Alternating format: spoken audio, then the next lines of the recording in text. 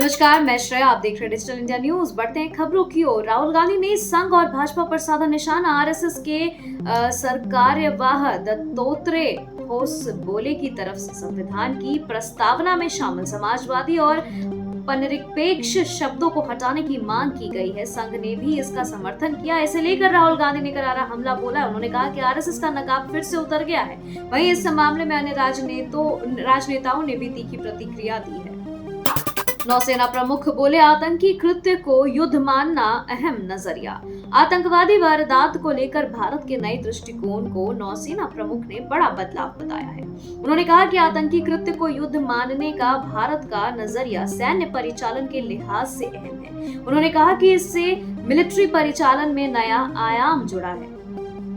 पूरे देश में हिंदू सम्मेलन कराएगी आरएसएस। शताब्दी वर्ष में बड़े आयोजन की तैयारी। राष्ट्रीय स्वयंसेवक संघ यानी आरएसएस अपने शताब्दी वर्ष में पूरे देश में हिंदू सम्मेलन कराएगी। इन सम्मेलनों में हिंदुओं की विभिन्न बरादरियों, वर्गों, युवाओं, छात्रों, उद्यमियों और समाज के अन्य अलग अलग वर्गों के सम्मेलन कराए जाएंगे। उनका उद्देश्य हिंदू समाज के सभी वर्गों को करीब लाकर एकता स्थापित करना है। राजधानी दिल्ली में भी इस तरह के लगभग 2000 कार्यक्रम कराए जाएंगे। जयशंकर ने अब्बास अराघची से बात की। भारत के विदेश मंत्री डॉक्टर एस जयशंकर ने गुरुवार को ईरान के विदेश मंत्री से बातचीत की है। उन्होंने इस बातचीत की जानकारी सोशल मीडिया मंच एक्स पर एक पोस्ट के जरिए दिया। विदेश मंत्री एस जयशंकर ने बताया कि उन्होंने मौजूदा जटिल हालात पर ईरान के नजरिया जाना और उनकी सोच को समझा। इसके साथ ही उन्होंने इस बात के लिए ईरान का धन्यवाद किया कि उन्होंने भारतीय नागरिकों को सुरक्षित बाहर निकालने में मदद की है। राजनाथ सिंह के एससीओ में साझा घोषणा पत्र पर हस्ताक्षर न करने की सामने आई वजह। भारत ने शंघाई सहयोग संगठन की रक्षा मंत्रियों की बैठक में अंतिम साझा घोषणा पत्र पर हस्ताक्षर करने से इनकार कर दिया। इसके पीछे मुख्य वजह यह रही कि उस दस्तावेज में आतंकवाद, पहलगाम हमले या बलूचिस्तान का कोई जिक्र नहीं था। सूत्रों के मुताबिक कुछ मीडिया रिपोर्ट्स में दावा किया गया था कि चीन में हुई इस बैठक के दौरान बलूचिस्तान संकट का जिक्र हुआ था, लेकिन पहलगाम हमले की अनदेखी की गई, जिससे भारत नाराज हुआ।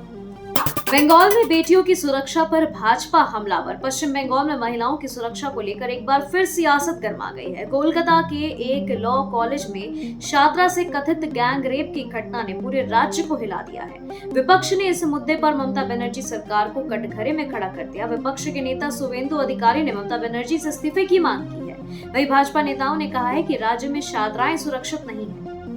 दुष्कर्म मामले में आसाराम को गुजरात हाई कोर्ट से मिली राहत। सर्वोच्च न्यायालय ने आसाराम को अंतरिम जमानत दी थी, जो 31 मार्च को समाप्त हो रही थी। इसके बाद गुजरात हाई कोर्ट ने 28 मार्च को आसाराम को 3 महीने के लिए अस्थायी जमानत प्रदान की थी। अब हाई कोर्ट ने आसाराम की अस्थायी जमानत को बढ़ा दिया है। कोलकाता रेप मामले को लेकर सुकांत मजूमदार का बंगाल सीएम पर हमला। मजूमदार ने कहा कि यह घटना पिछले साल सरकारी आरजीकर मेडिकल कॉलेज एवं अस्पताल में एक महिला प्रशिक्षु चिकित्सक के साथ दुष्कर्म और हत्या की घटना के बाद हुआ है। आरजीकर अस्पताल की घटना के विरोध में देश भर में प्रदर्शन हुए थे। केंद्रीय शिक्षा राज्य मंत्री मजूमदार ने आरोप लगाया कि बंगाल में मुख्यमंत्री ममता बनर्जी के पुलिस विभाग का काम संभालने के बावजूद राज्य में कानून व्यवस्था की स्थिति बेहद खराब है।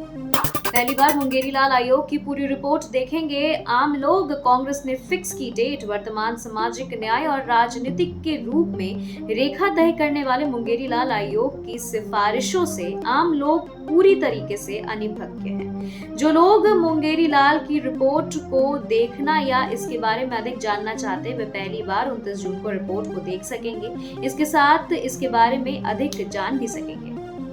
हैंगर में जाएगा केरल में फंसा F-35 लड़ाकू विमान। केरल में 2 हफ्ते से फंसे F-35 लड़ाकू विमान को आखिरकार हैंगर में ले जाने के लिए ब्रिटेन ने सहमति दे दी है, लेकिन शर्त यह है कि यह काम इनकी इंजीनियरिंग टीम के पहुंचने के बाद ही होगा।